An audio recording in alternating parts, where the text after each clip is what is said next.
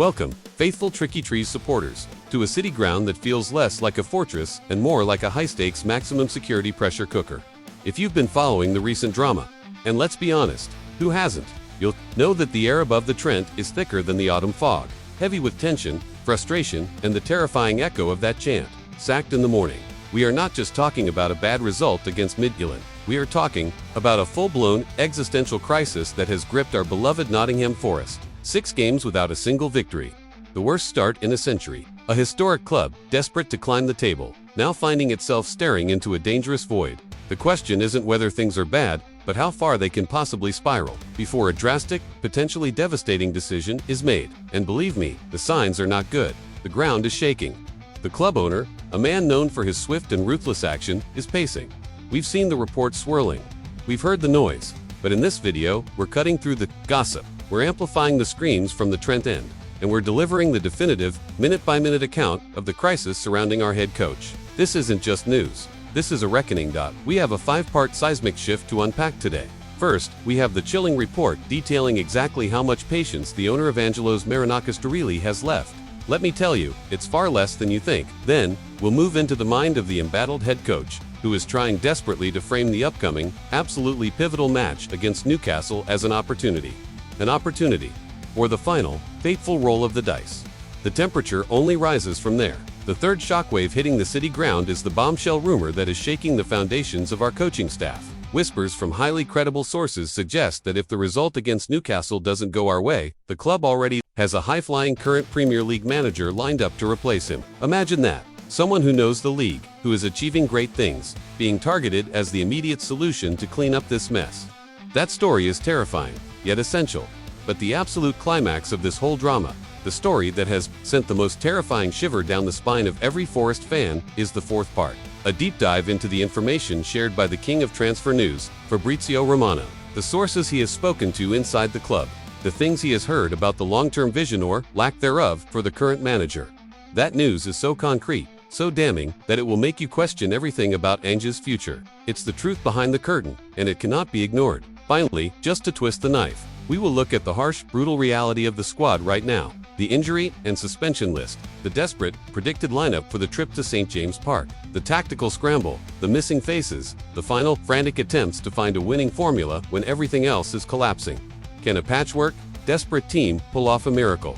This is not a time for soft words. This is a moment for absolute, brutal honesty. The fate of our season, the future of our club's identity, hangs in the balance. And it is all centered on the man in the dugout. Before we kick off this explosive analysis, I need to know your immediate thoughts. Hit that like button if you believe the manager deserves more time to fix this. And even more importantly, comment below right now with one word that describes the mood at the city ground. Anger, fear, hope, resignation. Let us hear the voice of the true faithful. The first revelation is waiting, and it tells us exactly who is holding the axe above the manager's head. Get ready, because the clock is ticking, and the patience of the owner is already running out. Let's not dance around the issue any longer. The defeat in the Europa League was not just 3 points dropped. It was the spark that lit the fuse on the entire coaching setup. The atmosphere was poisonous. The performance was riddled with fundamental errors. And now, the club's power brokers are making their thoughts brutally clear. We are talking about the cold, hard reporting coming out of major outlets like Sky Sports, which states that pressure is mounting heavily on Nottingham Forest manager ANGE Postecoglou after his failure to secure a win in his first 6 matches. 6 games. The immediate aftermath of that Midtjylland defeat has brought a chilling clarity to the situation. It's no longer about giving him time to implement ANGE or adjust to the squad. It is now purely about the bottom line. And the bottom line right now is a disastrous string of winless performances. And who is the most crucial figure in this unfolding drama? Evangelos Marinakis, the owner, a man who has consistently shown he is not one for sentiment. He is a winner, a demanding figure who has invested massive sums into this squad, and his tolerance for historic failure is zero. The reports are specific. Marinakis will not hesitate to remove the head coach if performances and results do not quickly improve. This is a direct, unavoidable threat. It means the usual excuses. The transfer window was chaotic. The players are still adapting, no longer matter. What matters is the immediate, non-negotiable need for a result, especially with that daunting trip to St. James Park looming. Think about the context. This squad is built on expensive signings. We have the flair, the technical ability, the depth that Nuno Espirito Santo craved. Yet, under the new system, we look vulnerable, predictable, and frankly, easy to score against. particularly from those simple, frustrating set pieces. The reports underline that Postecoglou already replaced a manager, Nuno, who was popular and was only sacked after falling out with the owner. If Marinakis was prepared to ditch a manager who had achieved a decent level of stability, how quickly will he discard one who has overseen the worst start in a century? The historical weight of that statistic worst start in 100 years, the silent, terrifying backdrop to every single board meeting and every single training session. The issue isn't the loss of a football match, it's the potential loss of Premier League status and the financial catastrophe that would follow. Marinakis is watching his investment depreciate with every passing minute of winless football. The Sky Sports report is explicit. The patience is waning. The immediate support is still technically there, but it is conditional, fragile, and hanging by a thread that runs directly through the upcoming Newcastle match. This is no longer a project. This is a job interview for the next 90 minutes. Failure to impress will lead to an immediate, possibly brutal, conclusion. We are at a critical juncture, not just of a season, but of a whole managerial era. The owner has drawn a line in the sand, and the manager is standing right in front of it. So, I have to ask you, the fans, given Marinakis' track record and the historical start, do you think the owner is right to have such little patience? Or should he honor the contract and give ANGE until Christmas? Let me know. Comment now and tell me what you would do if you held the power. If the owner's mood is bad, wait until you hear the manager's response, as he tries to desperately spin the crisis in the next part. The tension is only going to build from here. The heat from the owner's office is intense. The screams from the fans are deafening. But through it all, the manager must remain outwardly calm. He must find the angle, the talking point, the philosophical lifeline that keeps the players and himself believing. And so, we turn to the manager's official response, delivered in the eye of the storm. The news from the club itself confirms that ANGE Postecoglou held a press conference, stating that the upcoming match away against Newcastle United on Sunday is a crucial opportunity to turn things around. It's the classic managerial narrative. The big game as the turning point, the chance to silence the doubters, the moment to unite the team against a hostile St. James Park backdrop. But let's be realistic here. Is this an opportunity? Or a desperate plea? Newcastle are flying. They are a well-drilled, dangerous team, backed by an intimidating, unified crowd. For Postecoglou, this is the ultimate trial by fire. He can talk all he wants about it being an opportunity, but every single pundit, every single fan, sees it for what it truly is. A decisive heist, must not lose fixture. The words he used are crucial. Opportunity to turn things around. This suggests a mental shift is needed, perhaps more than a tactical one. He is trying to frame the immense pressure which he has acknowledged is part of the climate we're in as a positive challenge. However, his previous, stark admission cannot be forgotten. Progress is us winning games of football. We haven't done that. His own words confirm the failure. The lack of wins is the evidence against him, not just the subjective opinion of frustrated fans. Think about the tactical impact. This match requires a disciplined defensive performance, something Forest has been incapable of delivering recently. 2 goals conceded from set pieces against vulnerability on the counterattack. Newcastle, under Eddie Howe, will be ruthless in exploiting those precise weaknesses. If Postecoglou sticks rigidly to his high-risk, high-pressing ANGE ball in the face of this pressure and the sheer importance of the result, the consequences could be irreversible. If he sacrifices his principles for pragmatism, he risks losing the dressing room and admitting his system has failed. He is trapped, forced to call a game that could end his tenure an opportunity. The pressure is not abstract, it's quantifiable. This match is, for all intents and purposes, a direct battle for his employment. A heavy defeat, or even a lackluster draw, combined with poor performance, could easily be the trigger for Marinakis to act on the threats mentioned in our previous segment. This is the stage where the manager either proves his mettle or becomes another managerial footnote in Forest's turbulent history. This is where opportunity meets necessity. And right now, necessity is screaming for 3 points. In your opinion, what is the minimum result Postecoglou needs from the Newcastle game to buy himself 2 more weeks? A draw, a narrow loss with a good performance, or a victory? Let me know your prediction. Comment right now before the game. The opportunity might be today, but the replacement is already being discussed in secret. Hold tight, because the rumor mill has delivered a bombshell about who Forest wants next. This is the kind of rumor that sends shockwaves not just through the city ground, but across the entire Premier League. It is the definitive sign that the crisis has moved beyond the simply hypothetical, beyond the mere, if he loses, and into the terrifying realm of who replaces him. The report, currently labeled as a rumor by the source, but coming from influential football intelligence, is a bombshell? Sources suggest Postecoglou could be sacked this weekend following the Newcastle game, with Evangelos Marinakis reportedly targeting a current high-flying Premier League manager as a replacement. Let that sink in. A current high-flying Premier League manager? This isn't a retread, a long shot, or a manager from a lower division. This is a manager who is currently achieving success, who knows the demands of the league, and who has a track record of implementing an effective system right now. Why is this rumor so potent, so utterly damaging to the current regime? Because it shows a massive lack of faith in the long-term project. It confirms that the owner's focus is solely on stability and survival. Marinakis is not willing to wait for ANGE to click. He is ready to cut his losses and bring in a proven operator, who can deliver immediate results and stop the historical slide. The question, of course, is who? The speculation immediately begins, but the profile is clear. Someone who is exceeding expectations at their current club, playing attractive, or at least effective football, and crucially, doing it with less noise and drama. The very existence of this rumor suggests that the club hierarchy views the current situation as an urgent, code-red emergency that requires an immediate, proven antidote. It suggests the relationship between the board and ANGE is already beyond repair, with the club actively sounding out alternatives even while the current manager is preparing for a match. This kind of reporting has a destructive impact on the dressing room. 2. Players are aware of the noise when they read that the boss is one bad result away from being replaced by a more successful peer.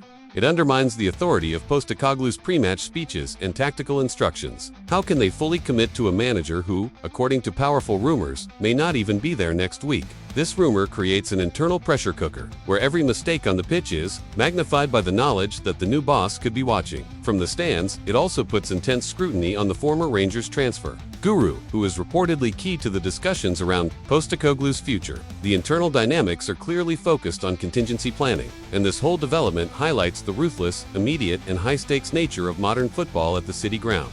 The owner is not waiting for the season to end. He is already shopping for the next man to steer the ship away from the rocks.